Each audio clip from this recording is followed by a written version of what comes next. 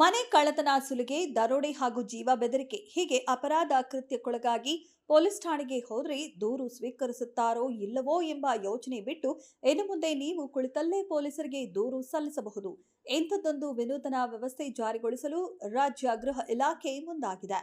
Online ಮೂಲಕ ದೂರು ಸ್ವೀಕರಿಸಿ ಶೂನ್ಯ ಎಫ್ಐಆರ್ ದಾಖಲಿಸುವಂತಹ ವ್ಯವಸ್ಥೆ ಪರಿಚಯಿಸಲು ಹಿರಿಯ ಅಧಿಕಾರಿಗಳಿಗೆ ಗೃಹ ಸಚಿವ ಪ್ರಿಯಾಂಕ್ ಖರ್ಗೆ ಸೂಚಿಸಿದ್ದು, ಈ ಸಂಬಂಧ ಇಲಾಖಾ ಹಂತದಲ್ಲಿ ಸಿದ್ಧತೆಗಳು ಪ್ರಾರಂಭಗೊಂಡಿವೆ.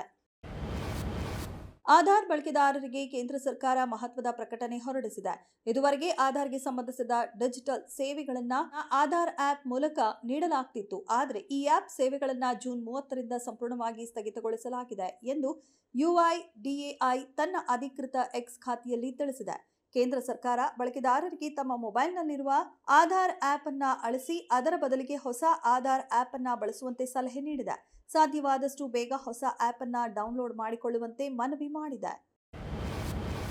ನಮ್ಮ ಮೆಟ್ರೋ ರೈಲು ಸೇವೆಗಳಲ್ಲಿ ಪದೇ ಪದೇ ಉಂಟಾಗುತ್ತಿರುವ ವ್ಯತ್ಯಯಗಳ ಕುರಿತು ತನಿಖೆ ನಡೆಸಿ ಕೈಗೊಂಡಿರುವ ಪರಿಹಾರ ಮತ್ತು ಮುನ್ನೆಚ್ಚರಿಕೆ ಕ್ರಮಗಳ ಬಗ್ಗೆ ವರದಿ ಸಲ್ಲಿಸುವಂತೆ ಮೆಟ್ರೋ ರೈಲ್ವೆ ಸುರಕ್ಷತಾ ಮುಖ್ಯ ಆಯುಕ್ತರು ಬೆಂಗಳೂರು ಮೆಟ್ರೋ ರೈಲ್ವೆ ನಿಗಮಕ್ಕೆ ಖಡಕ್ ನಿರ್ದೇಶನ ನೀಡಿದ್ದಾರೆ.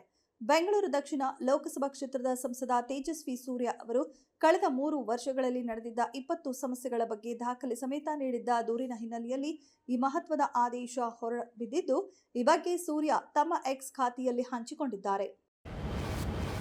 ಬೆಂಗಳೂರು ನಗರದಲ್ಲಿ ಪಾದಚಾರಿ ಮಾರ್ಗಗಳ ಒತ್ತುವರಿ ತೆರವು ಕಾರ್ಯಾಚರಣೆ ಭರದಿಂದ ಸಾಗಿದೆ. ನಗರದ ಎಲ್ಲಾ ಪಾಲಿಕೆ ವ್ಯಾಪ್ತಿಯಲ್ಲಿಯೂ ಈ ಕಾರ್ಯಾಚರಣೆ ಚುರುಕುಗೊಂಡಿದ್ದು, ಜೆಸಿಬಿ ಮತ್ತು ಟ್ರ್ಯಾಕ್ಟರ್ಗಳ ಮೂಲಕ ಒತ್ತುವರಿಗಳನ್ನು ತೆರವು ಮಾಡಲಾಗುತ್ತಿದೆ.